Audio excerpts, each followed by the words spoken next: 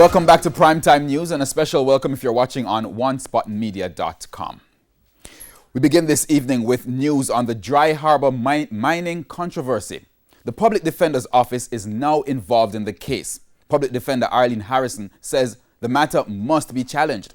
She says the complaints of stakeholders have risen to the level that her office was created for. More in this report from Dwayne Anderson. Figurative battle lines have been drawn over the Dry Harbour Mountains in St. Anne.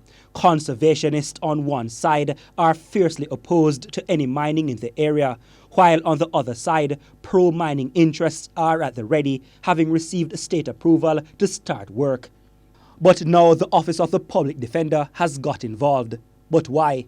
Well, according to the 2011 Charter of Rights, people should be guaranteed an environment that is protected so that they may be assured of basic rights such as breathing clean air.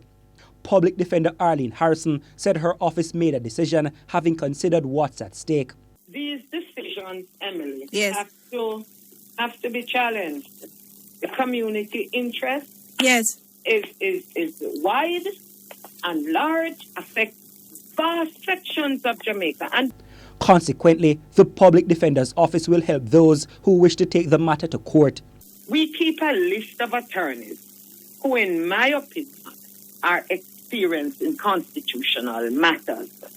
And in relation to both Cockpit Country and Dry Harbour Mountain, I have invited the complainants to select an attorney from that list and to provide them with the legal aid as is prescribed by law and which empowers me to make that offer of help.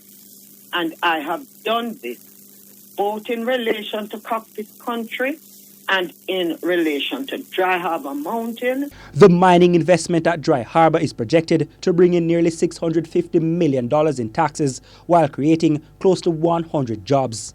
But opposing interests are fearful the project could, among other things, harm important water resources. We cannot allow the degradation of our environment. You see, we live on a small, tiny island, you know. Mm-hmm. And what happens out west affects everybody else in the island. We just live in small land spaces. In fact, it is not only the issue at Dry Harbour that is of concern to the Public Defender. Ms. Harrison says her office has provided assistance to interest in the ongoing saga regarding mining in the Cockpit Country. The Public Defender says she's also worried the health of citizens is being compromised because of some road projects. A lot of the development that we see, including road construction, we see fugitive dust that is boxed all about the community, and we do not believe that merely wetting the road will address it. The Public Defender was speaking with Emily Shields on Radio Jamaica's hotline on Thursday. Dwayne Anderson, TVJ News.